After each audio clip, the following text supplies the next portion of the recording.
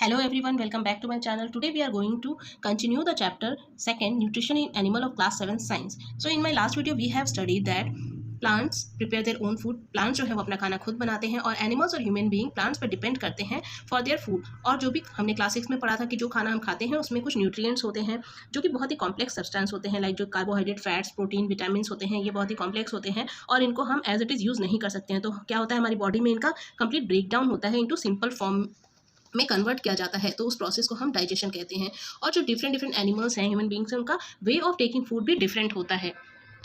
फिर हमने देखा था डाइजेशन इन ह्यूमन. तो ह्यूमन में डाइजेशन कैसे होता है, we take in food through the mouth. हमने मुंह के द्वारा हम खाना खाते हैं, फिर उसका डाइजेशन होता है और फिर उसको वो बॉडी के द्वारा यूटिलाइज किया जाता है. तो जो अनयूज पार्ट होता है फूड का वो डेफिकेट कर दिया जाता है. तो ये जो फूड का डाइजेशन है वो बहुत ही एक लॉन्ग कैनाल से होकर गुजरता है जिसमें छोटे छोटे बहुत सारे ऑर्गन्स होते हैं, कंपार्टमेंट में ये बटे होते हैं. लाइक माउथ जो है, माउथ को बकल कैविटी कहते हैं. तो बकल कैविटी है, फूड पाइप, एसोफेगस है, stomach, small intestine, large intestine है, रेक्टम है और एनस है. और ये सब एक साथ मिलकर एलिमेंट्री कनाल बनाते हैं. तो इन ऑर्गन्स के अलावा भी कुछ ग्लैंड्स होते हैं जो प्रेजेंट होते हैं, लाइक सैलिवरी ग्लैंड है, लिवर और पेनक्रियाज है, जो डाइजेस्टिव जूस सिक्रेट करते हैं. जो डाइजेस्टिव जूस है वो कन्वर्ट कर देते हैं कॉम्प्लेक्स सब्सटेंस को इनटू सिंपलर फॉर्म में. तो जो ये डाइजेस्टिव ट्रैक्ट है और जो एसोसिएटेड ग्लैंड है, ये टुगेदर कंस्टिट्यूट करते हैं डाइजेस्टिव सिस्टम.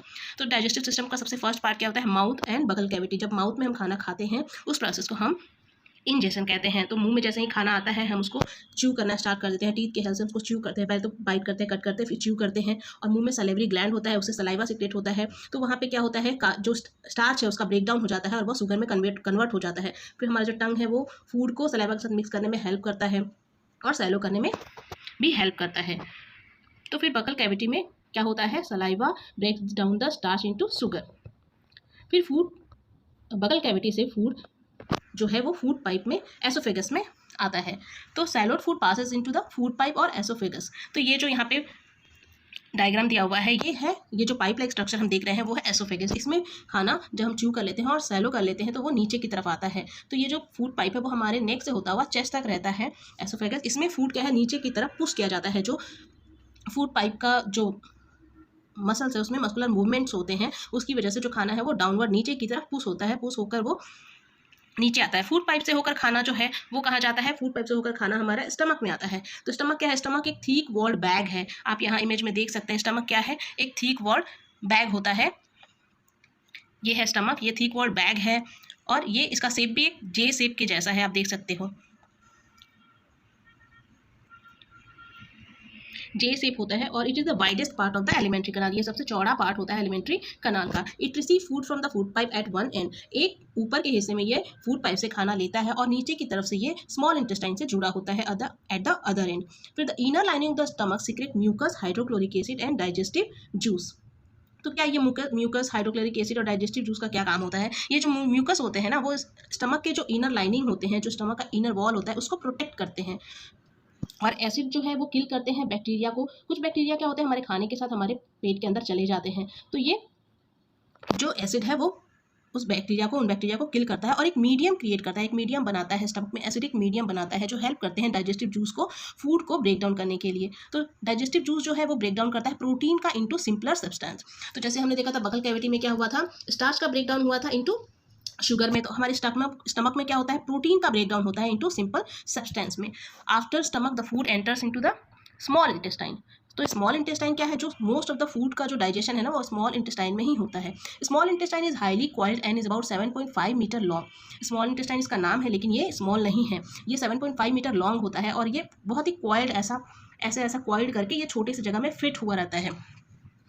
तो ये जो है ये रिसीव करता है सिक्रेशन. ये जो लीवर है, पैनक्रियाज है, जो डाइजेस्टिव जूस सिक्रेट करते हैं वो लीवर से भी उसको मिलता है और पैनक्रियाज से भी मिलता है. और इसके अलावा वो खुद भी डाइजेस्टिव जूस सिक्रेट करता है.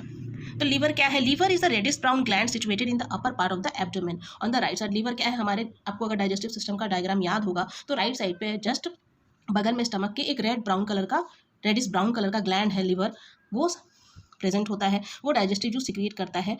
तो जो डाइजेस्टिव जूस वो सिक्रेट करता है उसको बाइल जूस कहते हैं. तो वो बाइल जूस क्या है, गॉल ब्लैडर में स्टोर किया जाता है. और लीवर क्या है, सबसे largest gland of the body होता है. ये कभी कभी क्वेश्चन भी पूछा जाता है कि which is the largest gland in the body, तो आंसर इज लिवर. तो ये जो बाइल जूस है वो क्या करता है, play an important role in the digestion of fats. ये जो बाइल जूस है वो फैट्स के ब्रेकडाउन में हेल्प करता है. तो the pancreas is a large cream coloured gland located just below the stomach. अब स्टमक के जस्ट नीचे क्या होता है, पैंक्रियाज होता है। तो पैंक्रियाज क्या करता है, वो भी पैंक्रियाटिक जूस सीक्रेट करता है जो कार्बोहाइड्रेट, फैट्स और प्रोटीन को चेंज करता है इनटू सिंपलर फॉर्म में। तो अब हमने देख लिया जो भी हमारे फूड के कंपोनेंट्स थे, लाइक जो कार्बोहाइड्रेट, फैट थे और प्रोटीन थे, सबका ब्रेकडाउन स्मॉल इंटेस्टाइन में हो जाता है। तो जो पार्शियली डाइजेस्टेड फूड होता है ना, वो स्मॉल इंटेस्टाइन के ऊपरी हिस्से से होकर नीचे के हिस्से में आ जाता है, जहाँ पे इंटेस्टाइनल जो जूस होता है वो कंप्लीट ब्रेकडाउन कर देता है ऑल फूड कंपोनेंट्स का। तो वहाँ पे क्या होता है, जो कार्बोहाइड्रेट्स है वो ब्रेक डाउन हो जाता है into simple sugar such as glucose में। जो कार्बोहाइड्रेट है वो ग्लूकोज में ब्रेक डाउन हो जाता है, कन्वर्ट हो जाता है। और fats into fatty acid and glycerol में। फैट किस में कन्वर्ट होते हैं, फैटी एसिड एंड ग्लिसरॉल में। और जो प्रोटीन है वो ब्रेक डाउन होकर अमीनो एसिड में कन्वर्ट हो जाता है। उसके बाद क्या होता है, जब फूड का ब्रेकडाउन हो गया, डाइजेशन हो गया, तो अब मेन इंपॉर्टेंट फंक्शन क्या है, अब होगा absorption. Absorption in small intestine. तो the digested food can now passes into the blood vessel in the wall of the intestine. This process is called absorption. जब फूड डाइजेस्ट हो गया है, simple form में कन्वर्ट हो गया है, तो अब उसका एब्जॉर्प्शन होगा। तो एब्जॉर्प्शन कैसे होगा, ब्लड वेसल्स के द्वारा होगा। तो इनर जो वॉल है स्मॉल इंटेस्टाइन का, वहाँ पे क्या होते हैं, बहुत छोटे छोटे से फिंगर लाइक आउटग्रोथ प्रोजेक्शन होते हैं, फिंगर लाइक स्ट्रक्चर होते हैं, उनको कहते हैं विली। उनको कहते हैं विली। अब ये विली का काम क्या होता है, ये जो डाइजेस्टेड फूड है सिंपल फॉर्म में जो फूड है उसको वो एब्जॉर्ब करते हैं और एब्जॉर्ब करके अपना जो सरफेस एरिया है उसको बढ़ा देते हैं, वो बड़े हो जाते हैं। और फिर क्या है, जो ब्लड वेसल्स हैं वो बहुत ही क्लोज होते हैं इनके सरफेस से।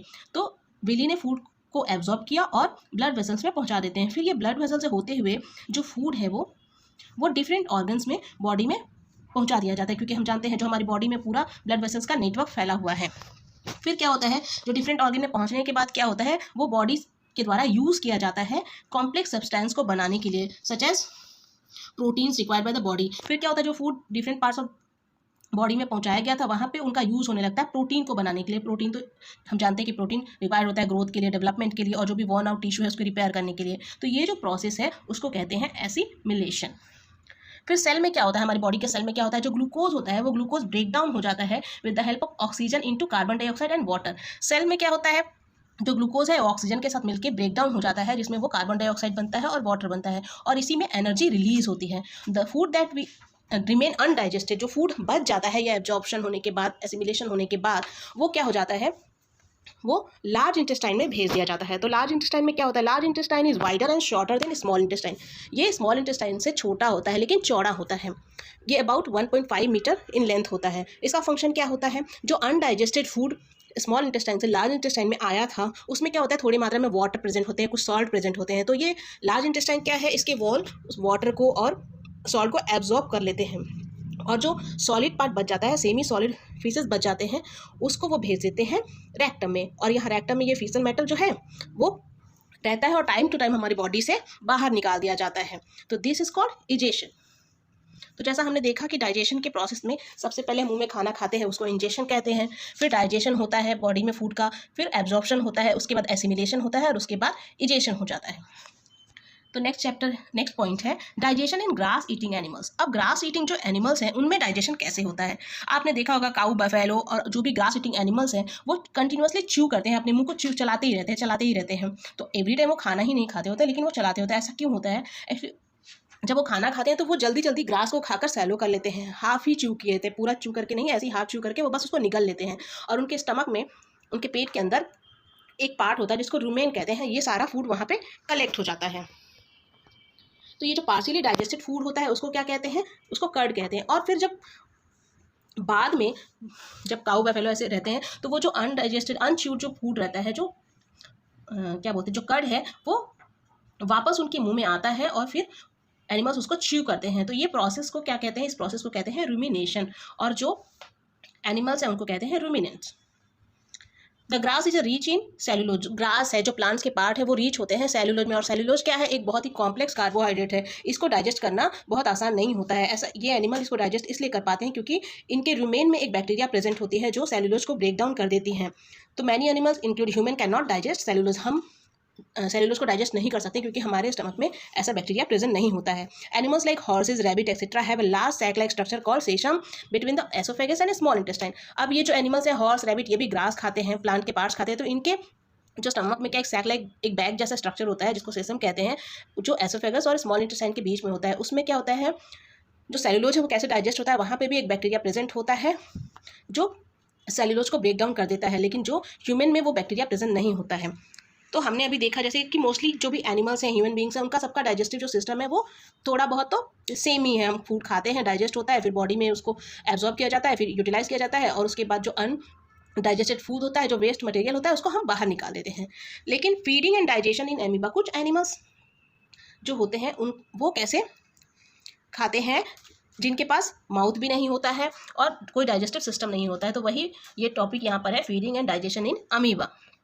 अमीबा क्या है? Amoeba is a microscopic single celled organism found in pond water. Amoeba एक माइक्रोस्कोपिक ऑर्गेनिज्म है। माइक्रोस्कोपिक उसको कहते हैं जो हमारी आंखों से हम नहीं देख सकते हैं, उसके लिए हमको एक माइक्रोस्कोप की जरूरत होती है। अमीबा एक सिंगल सेल से बना हुआ ऑर्गेनिज्म है जो पॉन्ड वाटर में पाया जाता है। तो अमीबा के सेल के चारों तरफ एक मेम्ब्रेन होता है जिसको सेल मेम्ब्रेन कहते हैं, और एक राउंड डेंस न्यूक्लियस होता है, उसमें स्मॉल बबल्स लाइक स्ट्रक्चर होते हैं, उनको कहते हैं वैक्यूल। आप यहाँ पे देख सकते हो, ये न्यूक्लियस है, ये पूरा अमीबा का ये बाहर एक जो लेयर है वो सेल मेम्ब्रेन है। तो अमीबा में फूड का इंटेक और डाइजेशन कैसे होता है? अमीबा का क्या होता है, बहुत ही फ्लेक्सिबल, इसका कोई फिक्स शेप नहीं होता है, बहुत ही फ्लेक्सिबल होता है, ये हमेशा टाइम टू टाइम अपना शेप चेंज करता रहता है। तो इसके बॉडी में ऐसे वो जो साइज और पोजीशन चेंज करता है, तो ये इसमें एक फॉल्स फीट होता है मूवमेंट के लिए, जिसको सीडोपोडिया कहते हैं। तो ये क्या करता है, जैसे ही ये फूड सेंस करता है, ये अपने फॉल्स फीट को और सीडोपोडिया को क्या करता है, दूसरे डिफरेंट शेप में कन्वर्ट करके तुरंत ही फूड को ग्रैस्प कर लेता है, और उसके बाद वो भी माइक्रोस्कोपिक ऑर्गेनिज्म को खाता है। तो जब ये खाना सेंस करता है तो ये अपनी सीडोपोडिया को बढ़ाता है अराउंड द फूड पार्टिकल और engulfs it. The food becomes trapped into the food vacuole. तो उसके बाद फूड वैक्यूल्स में वो फूड ट्रैप कर लिया जाता है। फिर डाइजेस्टिव जूस सीक्रेट होता है इनटू फूड वैक्यूल और they act on the food. तो फिर जो डाइजेस्टिव जूस सीक्रेट होता है फूड के ऊपर एक्ट करते हैं और उसको ब्रेक डाउन कर देते हैं सिंपल फॉर्म में, और जो भी न्यूट्रिएंट्स है वो उसको एब्जॉर्ब कर लिया जाता है। और जो एब्जॉर्ब सब्सटेंस होता है वो यूज़ किया जाता है ग्रोथ के लिए, मेंटेनेंस के लिए और अमीबा के मल्टीप्लिकेशन के लिए। और जो undigested residue of the food है वो बॉडी से बाहर निकाल दिया जाता है with the help of vacuole. तो the basic process of digestion of food and release of energy is the same in all animals. ये जो बेसिक प्रोसेस है डाइजेशन का वो सारे एनिमल में सेम ही होते हैं। In the later chapter you will learn about the transport of food absorb by intestine to the various part of the body.